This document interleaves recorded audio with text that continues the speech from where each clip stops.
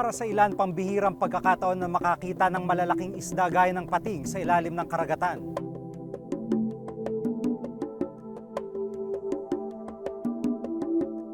Pero ang kinababahala ng marami, kada taon umabot sa mahigit 100 milyong mga pating ang hinuhuli at pinapatay sa buong mundo. Mabagal at kakaunti, hindi sila hundreds of thousands mangitlog, hindi sila millions of eggs mangitlog. So very concerning na parang ginagamit natin siya as typical fisheries product. Dito sa Pilipinas, isa sa ipinagbabawal ng batas ay panghuhuli o pagpatay sa mga whale shark o butanding. Sa Cebu naman, may ordinansa na ipinagbabawal ang panghuhuli sa mga treasure sharks.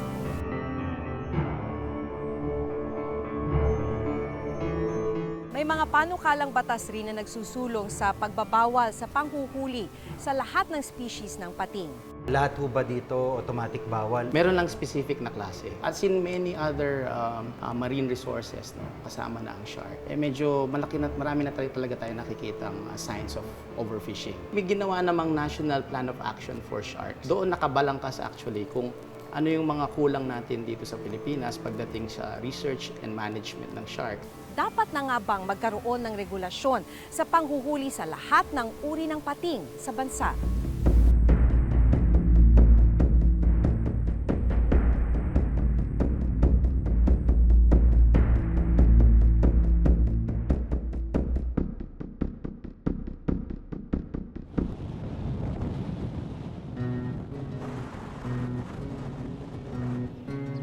Dito sa bayan ng Mercedes sa Camarines Norte, panghuhuli ng malalaking isda gaya ng pating ang naging kabuhayan ng ilang residente. Gaya na lamang ni Joel Paron na 20 taon nang nanguhuli ng pating. Kilala Mercedes bilang pangunahing pinagkukunan ng pating na ibinebenta naman sa iba't ibang lugar. Sa nahuli nga po kami ng mga 10 piraso, kaya nito. Nakakabit na doon sa kami, nakasabit na doon sa kami. May pain siya kasi, tapos yung kinakain nila. Gamit ang hiniram nilang bangka, umaabot ang grupo ni na Joel ng 2 hanggang 3 araw sa laot. Nasa 30 hanggang 200 kilo naman ang mga pating na nahuhuli nila. Ang nabuhat na yung mga, 5 tao nabuhat. 5 tao, yung laki niya. Paano nyo naiahon yun? Pag hindi kaya sa pambuo, pinuputol-putol na namin sa tubig. Nung araw na yun, inabutan pa namin silang kinakatay ang mga nahuli nilang pating. Naalis na namin palikpik, ulo, bituka, nakaraan na sa fishport. Ano yung binibigay nyo sa fishport? Ano yung ginagawa? Yung laman.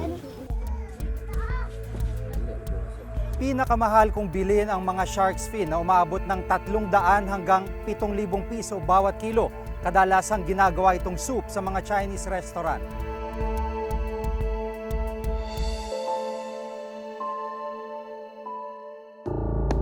Sa ibang lugar, maring tinututulan ang paraan ng pangingisda kung saan palikpik lang ang kinukuha sa pating at pagkatapos ay tinatapon ang katawan pabalik ng dagat. Unfortunately, karamihan ng pating, ang tingin natin ay shark fin.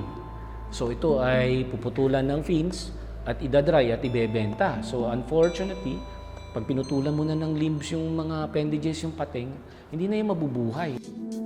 Pero ang grupo ni na Joel natutong pagkakitaan ang lahat ng bahagi ng pating na ibebenta nila ang iba pang parte nito gaya ng balat, laman at maging ngipin. Sa pista, doon na namin tinitimbang yun. May broker man kasi kami. Sila lang bahala nun. Pagka natimbang na yun, tapos resibuhan kung nag-ilan lahat yun ang kikwento niya kung ilang binta. Ang Mercedes Fishport ang kilalang pinakamalaking bagsakan ng isda sa buong Camarines Norte. Halos 700 toneladang isda kada taon o 2 toneladang isda kada araw ang ibinabagsak dito. Nabutan pa namin ang ilang mamimili na dumarayo pa para bumili ng pating. Saan ba dinadala yan? Minsan sa Iriga, sa Nabua, sa sa pili, depende. Ay mga suki namin, mga magtitinda, nagre-retail sila. Sa mga palengke. Oo, sa palapalengke. Walang mga restaurant. Meron naman sa kanila na bumibili, lalo sa Naga. Tinuturing na delicacy ng ilang taga Bicol ang kinunot o pating na niluto sa gata. Sa warehouse na ito sa loob ng fishport, kadalasang inihahatid ni Joel ang mga nahuhuli nilang pating. Pag binigay nyo dito, nakahiwa na. Iwan na yun. Walang bito ka. Pero pag tirang wala na ito. Ito yung palit ko. Kayo yung nagtanggal yan? Yung dineliver nyo kanina, ilang kilo? 4 na kilo yung pasok sa loob. Yung dalawa. Sa Ameldos lang yung dalawa na yun. Yung awang 5, 4 na kilo sa kauno. Ito yung 2 piraso.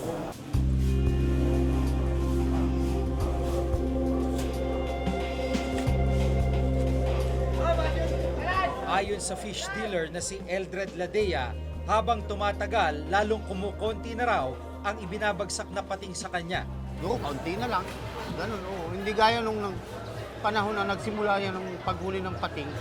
Makita mo yun dyan, nakaparking. Ang dami yan, nahihira yan. Pating yan lahat. Araw-araw na dumarating. Eh ngayon, 2 days to 3 days, hanggang 5 days, wala. Minsan nga, maladating sila, walang huli.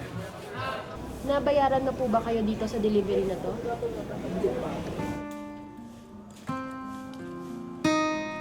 6,000 pisong inaasahang kita ni Joel sa shark's fin at laman ng pating. Pero dahil babayaran pa nila may-ari ng bangka at bibigyan ng parte ang mga kasama niyang nangisda, 1,500 pisong may uwi ni Joel para sa kanyang asawa at 5 anak. Pero kinabukasan pa niya ito makukuha. Dahil wala pang kita, nangutang muna ng pang-ulam ang mag-anak ni Joel. Bawa, sardinas, yung mga dilata. Minsan po may nabibili naman po dyan sa labasan na lutong ulam. Hindi para parehas. Kasi halimbawa, katulad nung tabi niyang una, 1.5 ang naparte niya. Bago nasundan na naman, 2 linggo. Bago nasundan. Yun. Kung hindi mo babadgetin talaga, makulang na yun. Kasi kung tutuusin yung 1.5 na yun, kulang na yun ang anak ko ay 3. Ay kung nandiyan pa yung 2 ko, nagbabakasyon lang. Pinagkakasya na lang Sa lahat ng gastusin.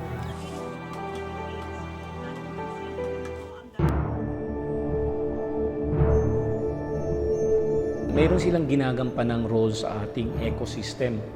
So if you remove particularly top predators, mababago rin yung mga component sa ilalim o sa iba't ibang section ng tinatawag nating food chain. Pero hindi lang ang mga pating at pagi ang nanganganib ang kalagayan. Ayon sa pag-aaral ng BFAR noong 2011 sa 13 fishing grounds sa buong bansa, 10 rito ang itinuturing na very heavily exploited.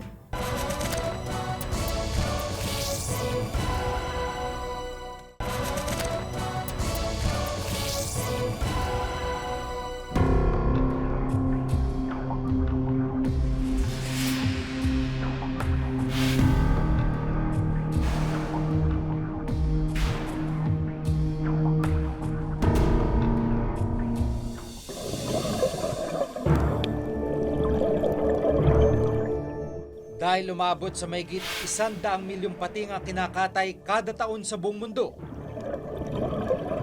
Hindi nakapagtatakang unti-unting lumiliit ang kanilang populasyon. Kaya sa iba't ibang lugar ay may mga hakbang upang maproteksyonan at makonserba ang kanilang lahi. Mayroon silang ginagampanang role sa ating ecosystem. So if you remove particularly top predators, mababago rin yung mga component sa ilalim o sa iba't ibang section ng tinatawag nating food chain. Sa may 4 na rang species ng pating sa buong mundo, 150 ang matatagpuan dito sa Pilipinas. Nang ipakita namin sa isang marine biologist ang mga kinakatay na pating sa Mercedes, Camarines Norte, kabilang daw ang mga ito sa tinatawag na reef shark. Walang illegal in the context of the Philippine laws. Reef shark pa rin kasi black tip naman to. Itong mga abundance or sabihin natin magkakaroon ng mga ganitong mga pating also shows or indicates na yung kartubigan nila ay maganda pa at some point. But unfortunately, kung sige-sige nating haharvestin ng ganong, it's not going to be sustainable. Bukod sa pating, isa pa sa hinuhuli dito sa Mercedes ang malalaking stingray. Sa Pilipinas, tanging mga manta ray lang ang ipinagbabawal na hulihin. Hindi lahat ng species ng sharks and rays are protected. That's a problem because, una, napaka-importante ng sharks and rays sa ating species, sa ating ecosystem. Because being an apex predator, mini-maintain niya yung balance ng mga species. Noong 2013, ipinanukala ang Senate Bill 536 na nagbabawal sa paghuhuli, pagpatay, pagbenta at pag-i-export sa lahat ng mga uri ng pating at pagi. Layon daw nitong mapigilan ang mabilis na pagkaubos ng mga ganitong uri ng malalaking isda. Pero kung tatanungin ng isang eksperto, kailangan raw muna magkaroon ng malalim na pag-aaral sa estado ng populasyon ng mga pating at pagi sa bansa. Wala nga talagang pagsusuri. It's the lack of comprehensive study in the context of understanding stocks and population genetics ng mga to. Wala It's lacking in the Philippines. Paano po ba nire-regulate ng pamahalaan ng panghuli ng pating dito sa ating bansa? May ginawa namang National Plan of Action for Sharks. Doon nakabalangkas actually kung ano yung mga kulang natin dito sa Pilipinas pagdating sa research and management ng sharks and ano yung mga kailangan gawin. Meron talagang pagkukulang pa dun sa pag-aaral na kailangan for management.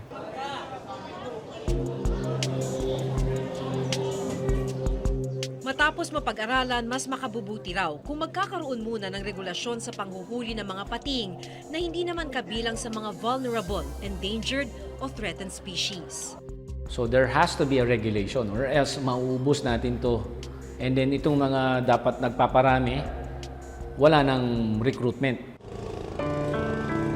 Malaki rin ang pangamba ni Joel na mawalan sila ng kabuhayan sakaling maipasa ang batas. Talaga yung nila ano magagawa natin, talagang pupunto namin yung pagbawal. Kaysa naman huli namin, kung pagdating naman dito huliin nila, ay ano pa man ibibenta namin yun.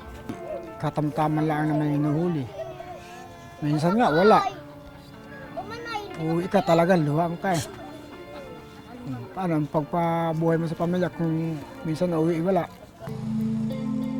Dinulog namin ang problemang ito sa munisipyo ng Mercedes at ayon sa kanila, handa raw silang tulungan ang mga maapektuhan.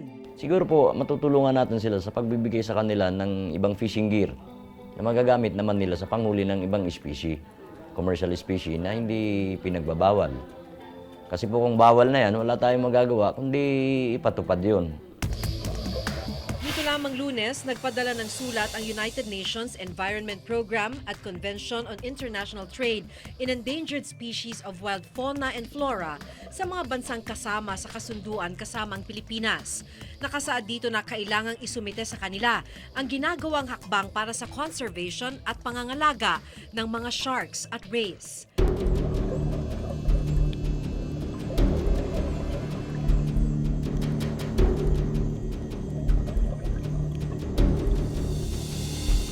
Pero hindi lang ang mga pating at pagi ang nanganganib ang kalagayan. Ang overfishing o labis na panghuhuli ng isda ang isa sa itinuturong dahilan kung bakit halos masaid na natin ang laman ng ating karagatan. Hindi nga raw naging maayos ang pangangalaga sa ating mga marine resource. Ayon sa pag-aaral ng BFAR noong 2011 sa 13 fishing grounds sa buong bansa, 10 rito ang itinuturing na very heavily exploited. Bilang pagtugon, isinagawa ng Bureau of Fisheries and Aquatic Resources o BFAR ang 3 buwang moratorium o ang pagtigil ng panghuhuli sa isdang gaya ng sardinas. Dahil sa moratorium, nagkaroon ng oras para magparami ang isda, kaya tumaas ng 30% ang huling isda noong 2013. Nagkaroon din ng 2 taong pagtigil sa panghuhuli ng tuna dahil sa pagbaba ng supply nito.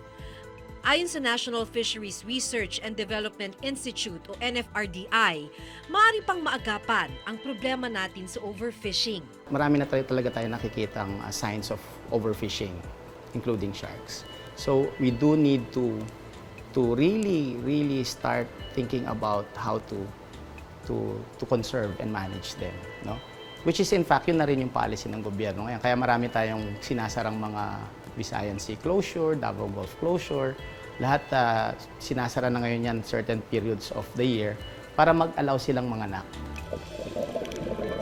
Since problemado yung karagatan natin, it should be everybody's concern. Local government units should come in, national government agencies. Dito, kailangan merong strong cooperation and partnership para ma-enforce mo yung policy kasi nagkakaroon na tayo ng problema eh.